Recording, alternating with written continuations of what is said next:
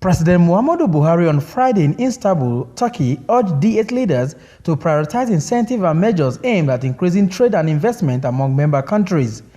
Speaking at the 9th summit of the D8, President Buhari said the private sector and business community in the economic organization must be assisted with incentives to widen economic cooperation among member states.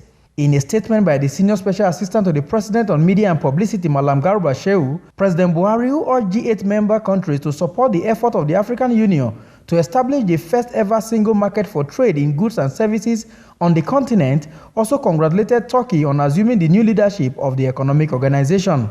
The president assured D8 leaders that Nigeria would continue to support the Secretariat in its assignment to achieve the visions and objectives of the organization.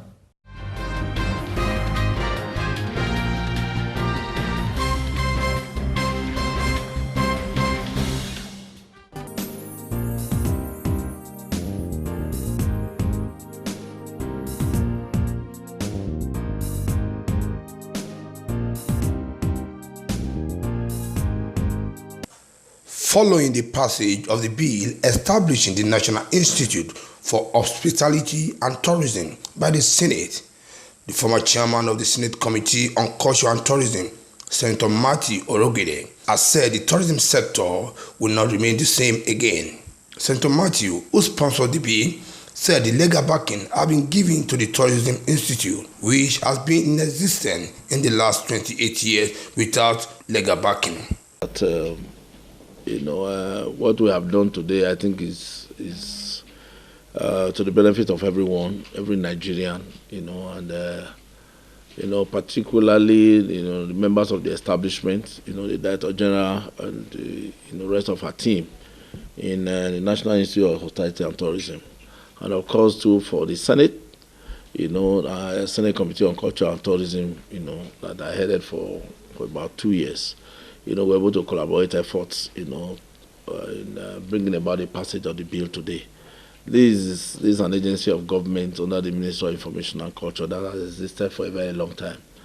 Of course, the history, when I was, doing the presentation, on the floor of the Senate for its passage, through a third reading, that is an agency of government that existed since 1988, after it was established through a tripartite arrangement between federal government, United Nations Development Program, the UNDP, and the International Labour Organization, the ILO.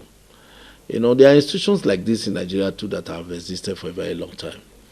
And if you look at it, their checkered history, you'll find out a lot of them too have had some of the bills passing through, National Assembly since 1999 and never sailing through.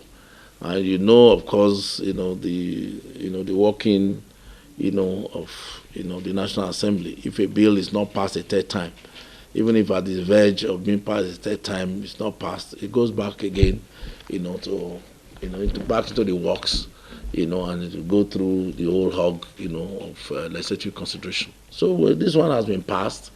Legal backing has been given, or the national framework for the establishment of this institute has been given. He also explained that with the passage of the bill, the National Institute for Hospitality and Tourism has been empowered to build manpower capacity for the tourism sector of the country. This bill really is looking at capacity building in the industry or in that sector, right? To train people following the curriculum that is set. That these are the people, that we need, as the right personnel, that will provide the services that we need in this sector. This is what this bill is talking about. The curriculum and the details of, the program, that entirely is what the Institute will decide, But I'll tell you, typical example, of what we're talking about is, if you go to, these days, the classification of a hospitality center like a hotel is not the beauty of the building. It's the quality of service that is rendered, by the personnel that are in the employment, of the center. The National Institute for Hospitality and Tourism has been in existence 28 years ago. From Abuja, Muyiwa Bamdele reporting.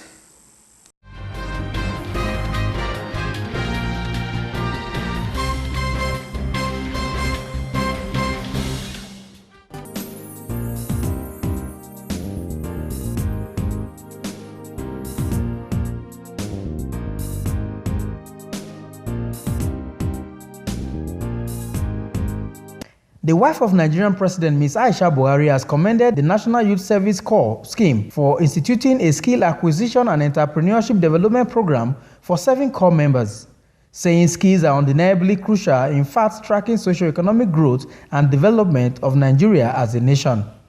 Aisha Buhari was speaking at the closing ceremony of the Weekend Syed Festival, organized to showcase entrepreneurial innovation, creativity, and ingenuity among corps members held in Abuja. Mrs. Buhari, who was represented by Dame Pauline Talent, said the Syed program has confirmed the capacity of the NYSC to contribute towards government's effort to address the problem of youth unemployment.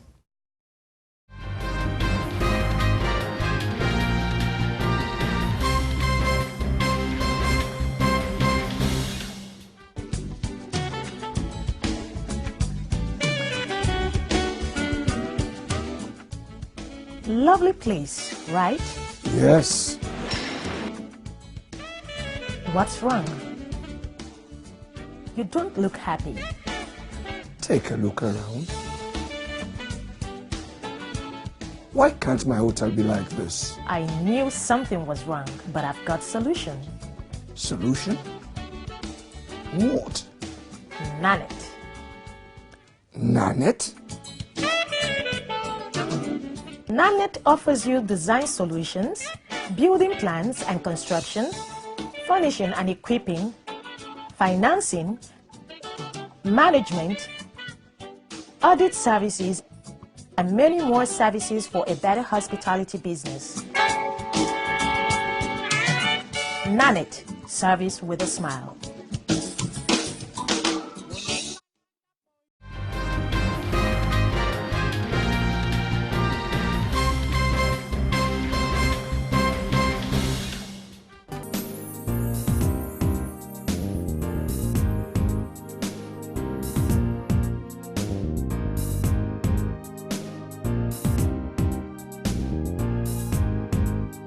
As political activities toward 2019 general election continue to gather momentum, a member of Nigerian Senate, Foster Ogola, has asked Nigerians to do away with the issue of presidential zoning. Senator Ogola, who represents Bayelsa West in the current 8th National Assembly, said the election into the office of the president should be on merit. The senator stated this in a chat with cross-section of journalists in Abuja. I'm against zoning presidency to any corner of the country. It should be on merit. And then the man will not feel I came from here. Obama did not support blacks, even if he's a black. They claim he's a Muslim, he didn't support Muslims. Even if he's a Christian, we have seen him only going to church. So let's forget about where a president comes from. And this dichotomy of where you come and where you want to develop. Good Luck was from the south to south, and from my state, Bayelsa. But Bayelsa had nothing to show that Good Luck was the president of Nigeria, because he didn't concentrate anything there. Are you to blame others for his inaction? He also explained zoning the office of the president will always create political tension and promote ethnicity and nepotism. We agitated for zoning. Majority carried the vote. It was the Northerners who said, carry zoning into, I was in the Constitutional Conference 1994-95. We wrote this constitution that has been amended repeatedly. But we said, put it in the constitution. If you want zoning, then let it be in the constitution. If you want zoning, give the Ijaws their own zone. Because we are 4th largest tribe in this country. Every census, we are the 4th.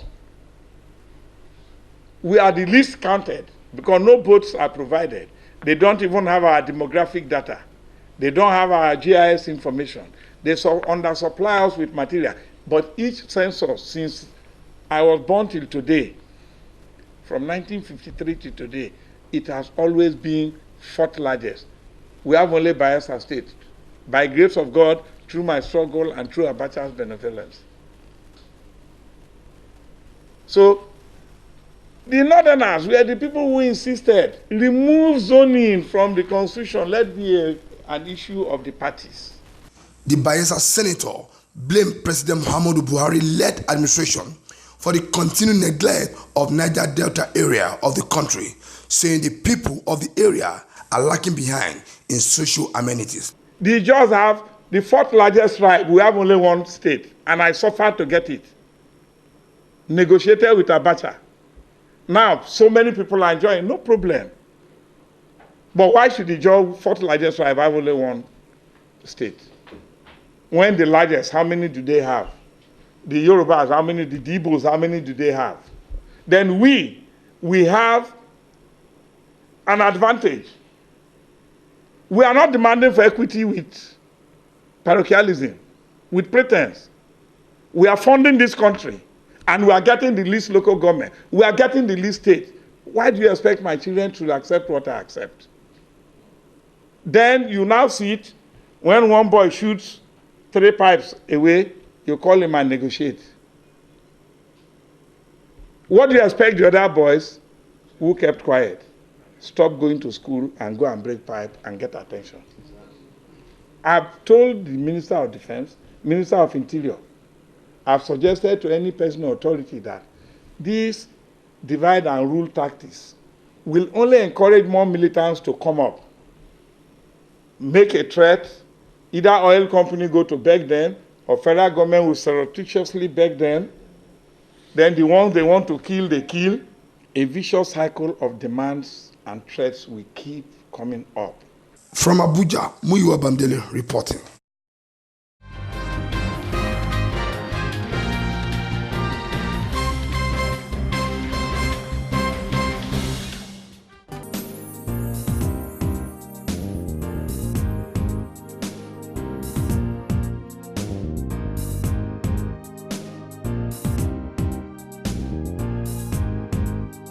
The Nasarawa State government said it has suspended the secretary of the State Scholarship Board, Abdul Wahab Sulaiman, for alleged missing of fund. The secretary to the Nasarawa State government, Malam Mohammed Abdullahi, made this disclosure in a statement made available to newsmen in Lafia, the state capital. He said the suspension, which took immediate effect, would give room for the repositioning of the board to enhance effective service delivery. The State Police Public Relations Officer, DSP Idrisu Kennedy, confirmed that the case has been reported to the State Police Command and investigation has since commenced.